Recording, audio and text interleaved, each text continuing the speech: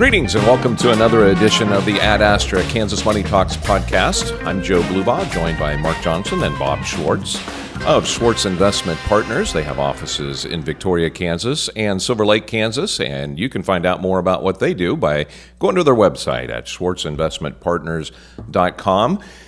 And if you're watching us on YouTube or listening to us on wherever you get your favorite podcast, we'd really appreciate it if you subscribe, give us a thumbs up, give us a review, all the things that you do to kind of make the podcast get seen out there a little bit more. We would appreciate that. Today, it's almost tax time as we record this. We're still in early April, and April 15th is still about a week away, a little over. And we're going to talk a little bit about taxes today and some ways to maybe help avoid taxes as best you can as you go through different stages of your life. So that's where we're going to focus today. And let's talk a little bit of, and specifically, I should say that we're going to talk about IRAs and retirement. And a lot of people, I think, Mark, and I'll let you kind of get into this, but a lot of people think about taxes being something that you really need to worry about when you get to retirement or maybe immediately preceding retirement. But if you really want to look at some tax strategies, you want to start early. Yep. Yeah, and when we talk about things like we get asked about a lot, I mean, it's these questions on how can I avoid taxes? How can I stop paying less taxes? Blah, blah, blah. That's just a very normal conversation we have with people. And really, to have a tax strategy through your life is really how that should look. Not just, hey, I wake up at 65 and hey, I want to pay less taxes now that I'm retired. That should have probably started a little bit earlier, the planning portion of it. Not saying we can't do some things, but the planning portion should have happened. It's going to cost a lot more money. Yeah. Yeah, you've lost a little bit already. So Bob, you've been doing this for 50 years. So I'm assuming as we get to this time on the calendar, you probably get a lot of calls from your clients. And is this like an opportune time to talk to them about strategies for taxes? Sure. Yeah, this is a busier time of the year for IRAs. IRAs have just totally changed in the 50 years that I've been in the industry. When I started, you could put $750 into one in a year. That was a lot of money, but it wasn't nearly as much as $7,500 is today. Yep. And there was no planning because there was a tax deduction period. But Mark's going to address some things about what we do when we're young and what a huge difference that can make. So yeah, it's tax-wise. a great segue because we want to look at this, as we mentioned, at kind of different stages. So let's look at that first stage. So this is maybe a teenager or maybe somebody that just got out of college and starting their first job. So really just getting into their career. Let's talk a little bit about some of the things that they can do at that point to set themselves up for a I won't say tax-free, but maybe a tax-efficient retirement. That's the word, efficient. Yeah. So stage one is really this idea of seeding. So really that stage one and stage two are kind of both seeding areas of your life. But really it's like, hey, your team, their first job, one popular thing that we've really seen over the years, last really couple years, is this custodial Roth IRA. Hey, your kid's working, you can help them, or they can put away money in that custodial Roth to where they are probably in pretty much a 0% tax bracket. Mm-hmm. Yes. And no cost for them to really contribute that money, so might as well take advantage of that. So let's talk a little bit about that. So when we talk about, and I'm assuming that every situation's a little bit different, obviously, yes. But I'm going to assume for the most part, if you're at this stage, you want Roth, correct? Yes. Without a doubt. Yes.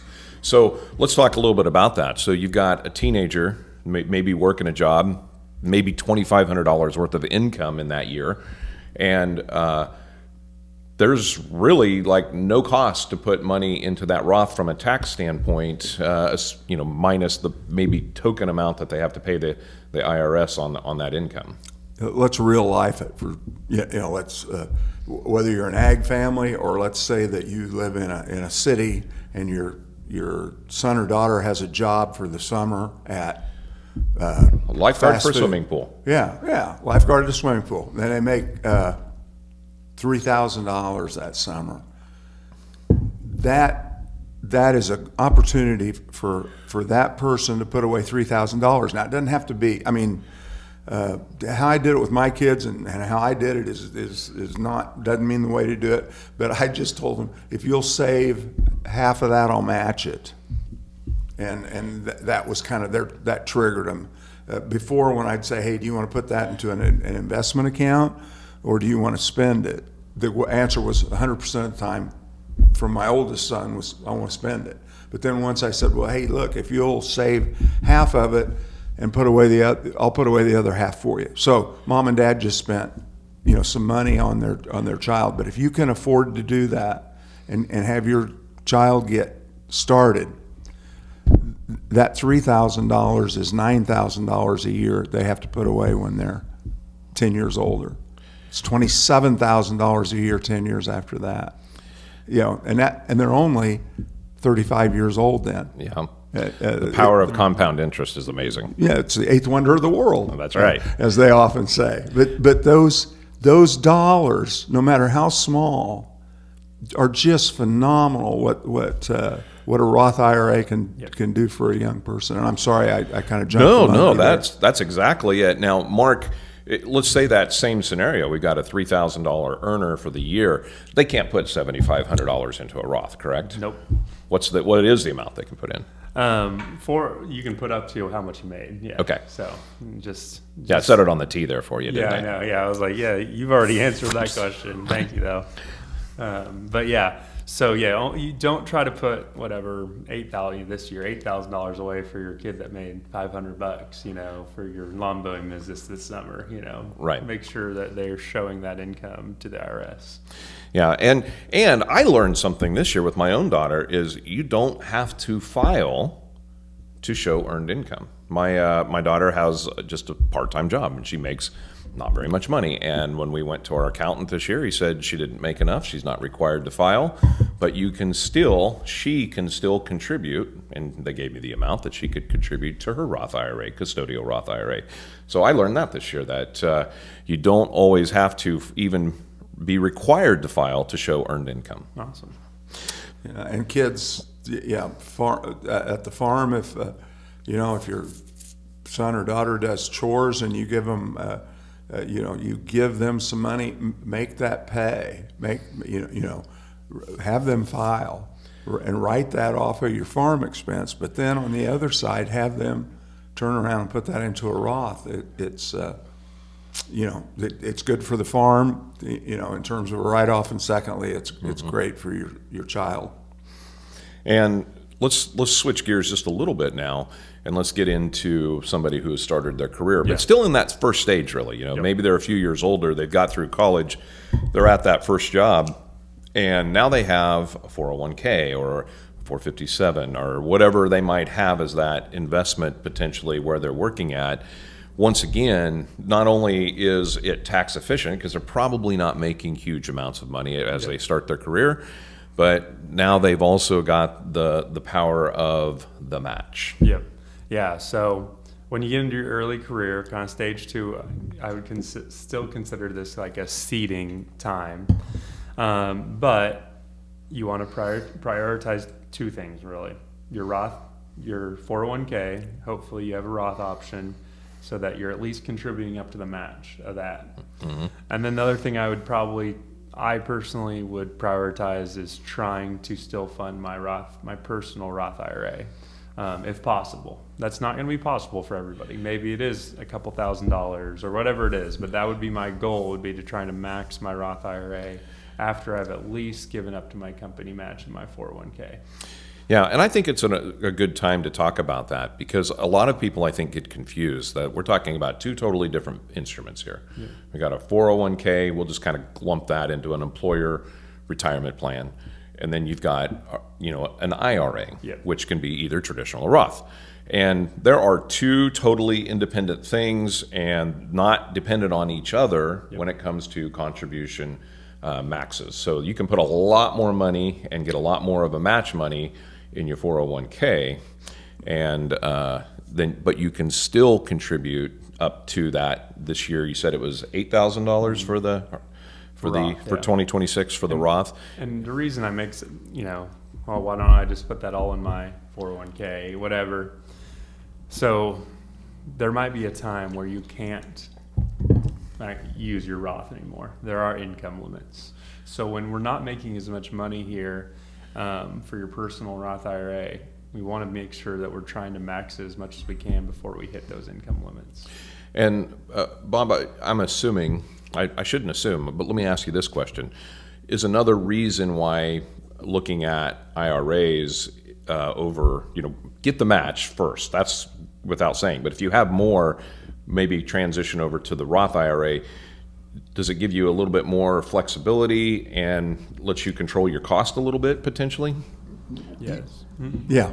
Yes. One of the things that we try to help clients keep an eye on is what does it cost in their 401k? What is the expense in there? And sometimes that expense is close to zero. Some companies are fantastic in terms of how they. Other times they're paying a lot to have that 401k. And in those cases, we might suggest, let's say it's a young person just starting out, we'll say do whatever the company matches. Company does 6% match, put away 6% of your income. Yep. But don't do any over that. The rest of it do into a Roth separate from your workplace. But that all depends, that takes some individual assessment to do. And that makes sense. I was lucky enough to contribute to the thrift savings program, which had very, very, very low cost. As low as there are in the period. Yeah. And my wife, on the other hand, she works at a private company, and hers considerably more, her costs. So, even within our family, we kind of ran, saw both sides of that for sure. Sure, and that is a big difference. It's one of the few things the government gets right. It is an excellent fee structure in it. Yeah. But the one thing that the thrift savings plan does not have is a big choice. There are very limited things. I think there's five now. And of course, then the life cycle, which we can spend a whole episode talking about why those maybe aren't the best things. But it's 5 funds, so you have 5 choices. Whereas with a Roth IRA or a traditional IRA, if you decide to go that way, it's unlimited almost, the amount of choices you can have. Right. But, and of course, we're going to always fall on the side of professional help, which 401ks, all of them have professional help. I will not disagree with that. The level of professionalism I will question, because sometimes just sometimes they don't, like maybe if they're trying to keep their expenses down, they keep down the quality of their funds, or the quality of the advice that they can give on the funds and et cetera, things like that. So once again, though, as we look at this stage 2, we're kind of making the assumption, it won't be for everybody, but that you're kind of in a lower tax bracket, and this is the excellent opportunity to take advantage of those low tax brackets. Yeah, and so you're still, paying these lower percentage. Might as well take advantage of your Roth. Make sure you're taking advantage of your workplace and keeping it simple. That's the biggest thing when you're talking to a 20 or 30-year-old. Just saying like, hey, just get started. That's almost one of the best things you can say. Get started, do what you can. Yeah. Yeah. So you kind of mentioned it as well, but if you think about this stage, you've got somebody in their career, they're putting aside, let's say they're putting aside $10,000, overall. Maybe they're paying 12% tax, and 30, 40 years from now, assuming they put it in a Roth, that $10,000 plus, potentially hundreds of thousands of dollars of growth is now available to them, and they literally paid 10 or 12% on the $10,000 out of that. Right. That is amazing when you think about that. And That is why Mark and I are big proponents of the Roth feature. They're just, if you can handle the tax bite of the contribution, it's gonna be fantastic in retirement. I don't know if you plan this all the time, Bob, but you always segue us to the next topic, because you talked about can you take the bite of the tax on the contribution? Well, let's step into stage 3, when you're at your peak earnings, because that is when that bite starts to feel a little bit. Yeah, or you might not even have the option to contribute to a Roth anymore. So yeah, your income, you surpass the income level. Yeah, you went past your income level. For some people not. You can still contribute to your Roth, but a lot of people in this time period is where we see a switch from Roth to traditional IRAs because of that income limit or because of some other tax reason. But we max our contributions in that to reduce our taxable income. And we see this all the time with this stage of earners. Now, so if somebody's making, let's just use a kind of a real life example there. Somebody's making a couple, $250,000 a year. They're late in their career. They're kind of, like use your analysis, teed it up, and they're at the end of their career and they're making really good money. Well, they're in a position to put away the maximum amount. If we have them put all of that into a deferred situation, tax deferred, they can take that 250 down to less than 225, which is significant at that level of income in terms of what it does to their tax basis. So most of us, as we get later in our career, I believe you retired as a lieutenant colonel. Yes, sir. You were making more money than you were as a buck private. Oh, absolutely. and I was one of those too. Yeah. So consequently, that's the way most people are in their careers. Inflation and time and advancement makes their income level. Quite honestly, if Mark and I, when we sat down with, say, someone 60 years old, we can say, if we'd have told you what you're going to make at age 60 when you were 20, would you have believed us? And most people would honestly go, no. When I got out of college, I remember saying to someone, if a person could ever make $50,000 a year, now my first job was $12,000 a year. And if a person could ever make $50,000, that would just be unbelievable. Well. Yeah, I could live on that, but that's not what it was in 1973.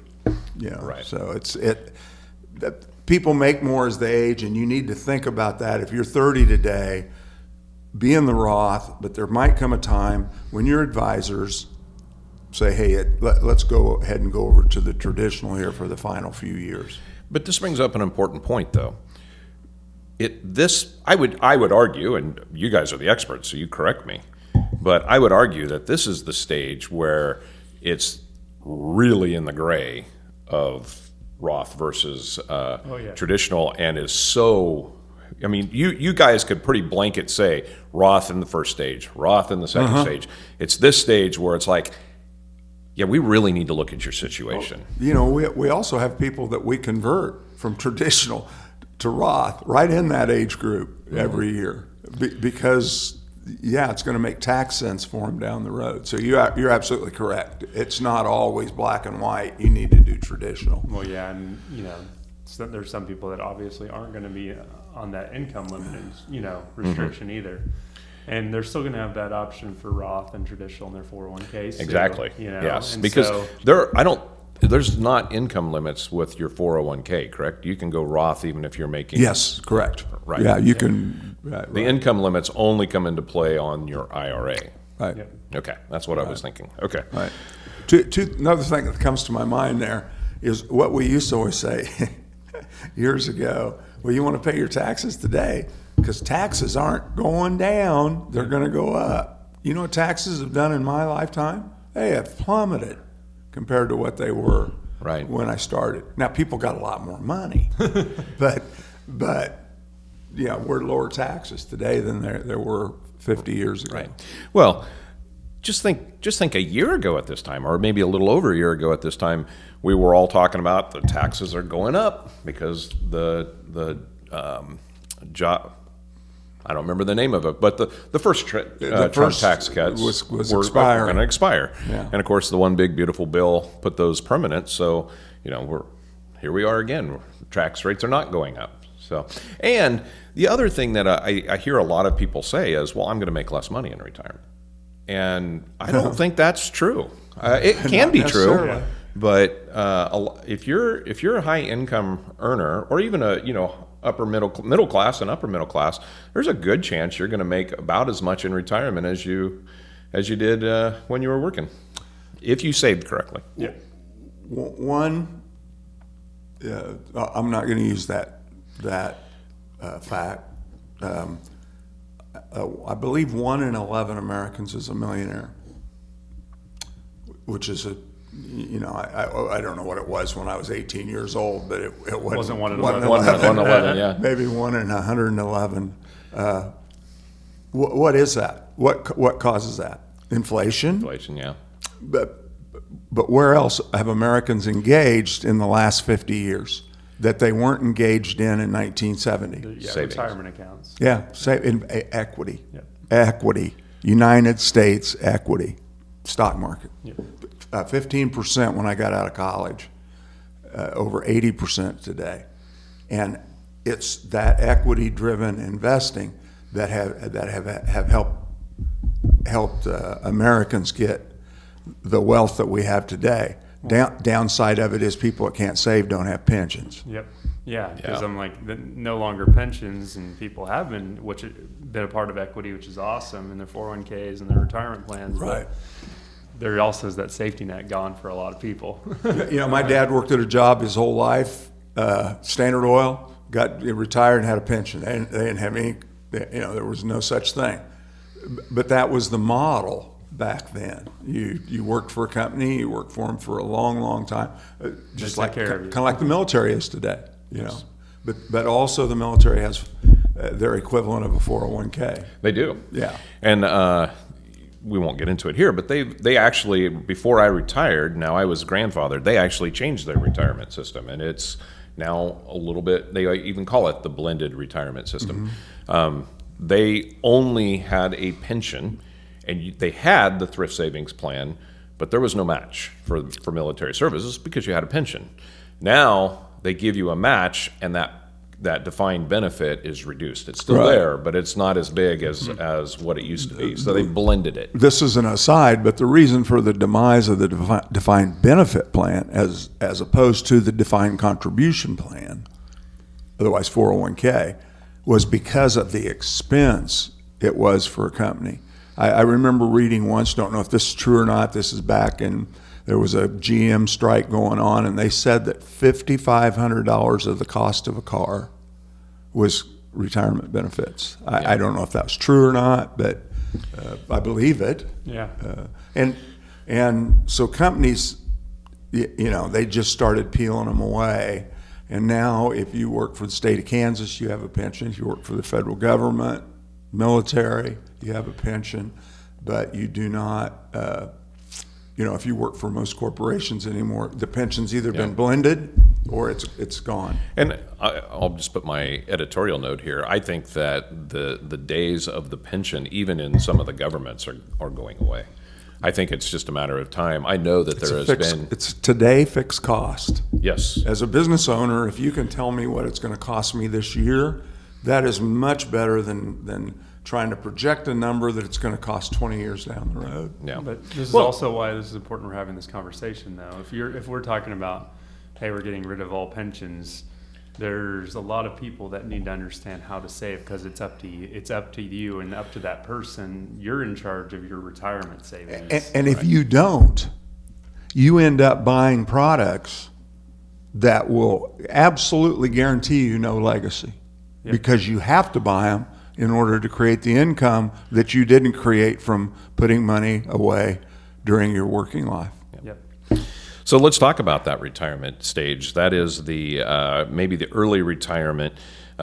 or the gap years, as we like to call it. This is an excellent stage for tax planning. Am I in my gap years or am I past that part? No comment. On that, you're in your working years, Bob. Yeah. Sorry. That's right. I'm still in early career. Yeah. But let's talk about gap years, because this is in a gap year, at least in my mind, that's the time from, hey, I've retired. I don't have an earned income per se, or maybe it's less than what I did before. Maybe I'm partially retired, but I haven't kicked on Social Security. Yep. I'm living off my investments. Maybe I got some part-time income, but I haven't really turned on that last stream. And you don't have to take an RMD yet. And you don't have to take an RMD. That's the big one. Required minimum distribution. Yes, required minimum distribution. So this is a time where a lot of people focus on, hey, I got all this pre-tax money. I want to pay some taxes on it now before I get bumped back up into that 22-24% bracket. Yeah, this is the time period where some real planning can be done and where you can really make a really positive impact on your portfolio.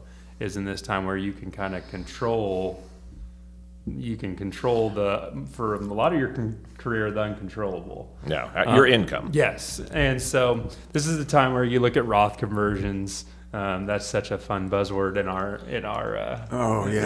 everyone. But it is this is the time for those, and we really do. I will say this: it doesn't make sense for everybody. Just because you hear that it's a great thing, and which it can be an awesome thing. It doesn't necessarily mean it's right for every situation, every portfolio. And this is one of those stages where we talk a lot here about we're giving away education to help people with their retirement planning. That's our goal here. Mm-hmm. But we also say if you need help, get professional help. Yep. This is that stage where that help really shines through. Yeah, because if you just listen like, I just need to do this now. Well, you should have a strategy on how to do it. What's your time frame, your time horizon, how much, there's a lot that goes into Roth conversions to do them correctly. And just real quick, I want to talk about RMDs, Roth conversions. The whole goal here is you're just as you said, you're controlling your income. On paper to the IRS, you can really ramp it up or pull it down based on the withdrawals you're taking from your pre-tax funds. And the thought being is if you've got a couple $1 million sitting out there in one of those pre-tax funds that hasn't been taxed yet, that RMD, that required minimum distribution, is staring you in the face, and the government's going to make you take that money out. Social Security will have already kicked in. If you have any pensions, those will have kicked in, and all of a sudden those required minimum distributions are taking you up into really high tax brackets. The thought here, Bob, is that, hey, while I could control my income, let's get those out so those RMDs down the road are a lot more manageable.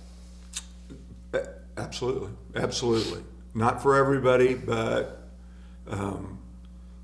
you have a couple $1 million in a retirement plan between a husband and wife. You're looking at probably $80,000 to $90,000 the first year required minimum distribution. And if you're getting $50,000 a year between the two of you from Social Security, you're getting very close to paying IRMA, which is the Medicare supplement surcharge, and that really upsets people. Yeah. And just hang around here and listen to them bark about it when their tax man tells them that. The other thing I would add is when you get close to that 70 age and you can take it.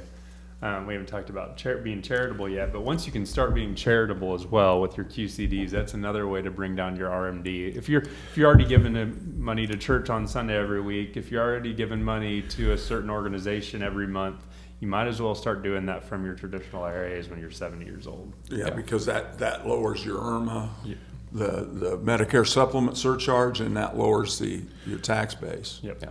We could do a whole we could do multiple shows on gap year tax planning. Yep. So let's go ahead and move on to the last stage, which is late retirement, and this includes the legacy. At this point, there's still some ways to save on taxes. Yep. Oh yeah. We just talked about QCDs. That's a great one. If you're charitably inclined and you don't want to see your RMD go to the government, you can give that money away, and it's tax free. You have to give that money to a charitable organization, but again, If you're already doing it, especially. Yeah, if you're already doing it, first of all, that's great. Second of all, if you want to become more charitably inclined, this is a great opportunity. If not, you pay your taxes, and you move on. But the legacy portion, Bob can talk a little bit about probably in this time too. I had a client whose parents, years ago, this is back probably in early 2000s, their parents had converted over $1 million each into Roths before they passed away as a part of a tax planning strategy. Think what the taxes was on that. These people had done very, very well. Back then, that was a tremendous strategy because the heirs inherited those IRAs, and they had a lifetime to pull the money out of the Roth. Yeah. So every year they've pulled out money from their Roth, and that money is still there and will be there well into their late legacy retirement planning years. Those days are gone. The government says you got 10 years, whether it's a Roth or not. Now the kids aren't going to pay any taxes, but we are coming to a point where we have to look at what's better: non-qualified money, meaning money that's in a joint tenancy account or a trust account. Is that going to be better tax-wise if we're preparing for our heirs? Because they get a stepped-up basis and they get it tax-free, and then they can do whatever they want to with it investment-wise and start building another, a new set point for their tax base. Where a Roth, you're looking at a 10-year withdrawal rate that you've got to get the money out of there, and then what are the kids going to do with it? Smaller IRA, or if say they had 6 children, so say they're getting $10,000 a year. What's going to happen in most families' budgets with $10,000 a year? They're going to spend it. Yeah, it's just going to become part of the family's budget. Yeah. Right.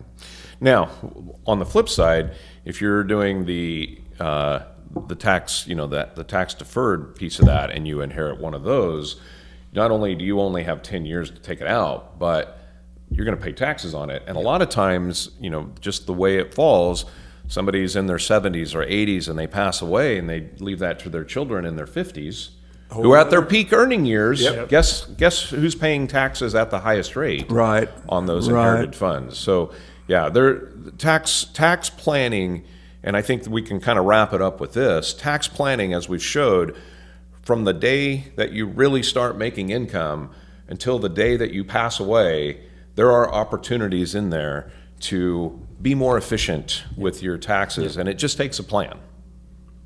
Yeah, and the plan, like you said, needs to start earlier than later, because that's how you become more efficient. But with that being said, there's never a point where it's too late. Yep. All right. With that, gentlemen, we will wrap this episode up. We want to thank you again for joining us for this episode. Once again, if you'd like to learn more about what Bob and Mark can do for you, we would invite you to check out their website at schwartzinvestmentpartners.com. And if you give us a thumbs up, a like, subscribe, we'd appreciate it. Until next time, have a great day. Thank Hey, you. have a good one.